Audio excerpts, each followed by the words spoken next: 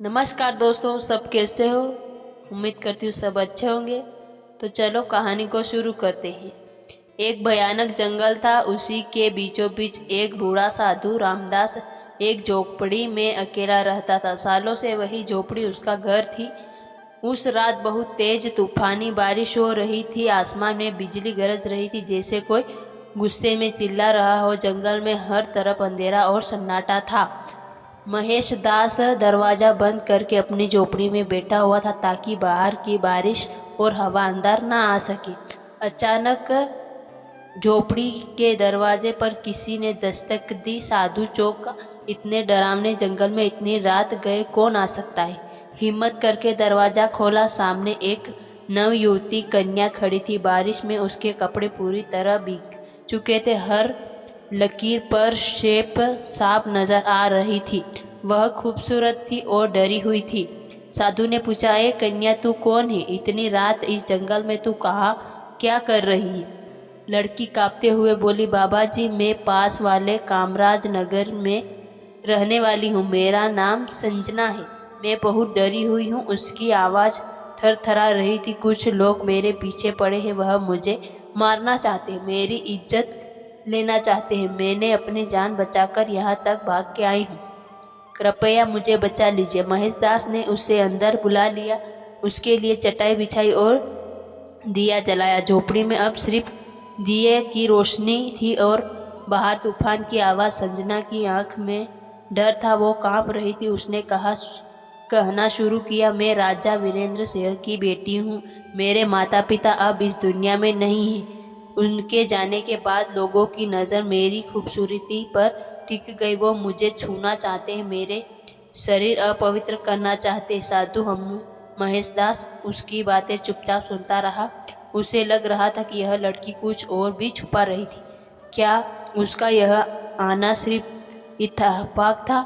बाहर तूफान बढ़ता जा रहा था। झोपड़ी के अंदर सिर्फ दो लोग थे, एक बूढ़ा साधु और एक जवान कन्या। कुछ देर बाद संजना बोली, बाबा, मैं बहुत डरी हुई हूँ। क्या आज की रात आप मुझे यहाँ रहने देंगे?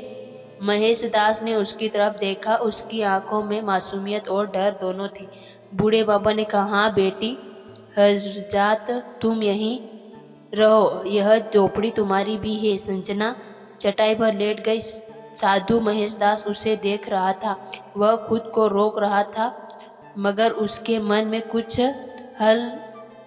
चल रहा था। कुछ अजीब, कोई हलचल, कोई बेचैनी। सालों से सोए कोई जबत एक आज रात अचानक जाग उठे थे। महेश दास के दिल में एक अजीब सी हलचल मची थी। जवानी का जोश और प्यार की एक अनजानी दुनिया, सब कुछ उसकी आंखों के सामने घूमने लगा। वह मन ही मन सोच रहा था, यह रात कैसे कटेगी, मैं खुद को कैसे रोकूंगा। अब उसने आंखें बंद करके सोने की कोशिश की, पर नींद आंखों से कोस दूर थी। संजना भी भीगी हुई थी। छवि बार बार उसकी आंखों में तैर रही थी। दिल की धड़कन तेज होती जा रही थी। इसी बेचैनी में सिसकिया भी आवाज आई। महेश दास चौंक गया जब झटपट उठा और संजना के पास गया। देखा कि वह लड़की रो रही थी। उसने नरम लहजे में पूछा, ए संजना, क्या हुआ? तुम क्यों रो रही हो? लड़की ने कपकपाते हुए जवाब दिया, मेरे साथ कुछ ऐसा हुआ है जो मैं किसी को नहीं बता सकती। महेश दास की आंखों में हैरानी थी। ऐसी क्या बात है जो मुझसे भी नहीं कह सकती? कौन सा राज है जो छुपा रही हो? संजना की आवाज़ और धीमी हो गई। मैं कोई अच्छी लड़की नहीं हूँ बाबा। मैं बहुत प्यास से भरी हूँ। मैं भटकती हुई हूँ। और फिर उसने एक बात कह दी जिससे महेश दास का खून सूख गया। मैं एक आम लड़की नहीं हूँ, मैं एक भटकी हुई आत्मा हूँ। महेश दास का शरीर कांपने लगा। उसके पैरों तले जमीन खिसक गई। आत्मा, यहाँ क्या कर रही हो तुम? मैं कैसे मानूं यह सब? संजना ने नीचे देखना शुरू किया और फिर धीरे धीरे अपनी कहानी बताई। बहुत समय पहले मैं रानी राधा थी। एक आदमी था अर्जुन। वो मुझसे शादी करना चाहता है, पर मैं उससे प्यार नहीं करती थी। उसने मुझे पाने के लिए काला जादू किया। मैं उसके जाल में फंस गई और वो जबरदस्ती मुझसे शादी कर बैठा, लेकिन मैं कभी उसकी नहीं हुई। उसने जब पहली रात मेरी इज्जत छीनी, चाही मैंने उसे रोक दिया। वो गुस्से में पागल हो गया और एक रात उसने मुझे मार डाला। मरते वक्त उसने कहा, तेरी आत्मा तब तक मुक्त नहीं होगी जब तक तू किसी पवित्र इंसान या साधु के साथ हम बिस्तर ना हो जाए। और बाबा ने तभी से जंगल में भटकती हुई। यह सुनते ही महेश दास का दिल और तेज धड़कने लगा। संजना ने उसका हाथ पकड़ा। मैं झूठ नहीं बोल रही हूँ बाबा, अगर तुम आज रात मेरे साथ नहीं सोए तो मैं हमेशा के लिए इस जंगल में भटकती रहूंगी। उसके नर्म हाथ महेश दास के शरीर को छूने लगे। साधु का मन और तन दोनों हिलने लगे, मगर तभी बाहर से एक भयानक आवाज आई, जैसे कोई और भी वहां था। महेश दास झट से उठा और झोपड़ी से बाहर भागा। बाहर दूर अंधेरा था। उसने पलटकर झोपड़ी की ओर देखा। संजना चुपचाप खड़ी थी। अचानक एक काला साया उसके सामने आया। आवाज गूंजने लगी, मैं वही हूँ जिसने इस लड़की को तेरे पास भेजा है। वो वही सोया था जिसने काले जादू से संजना की आत्मा को सालों से बंद कर रखा था।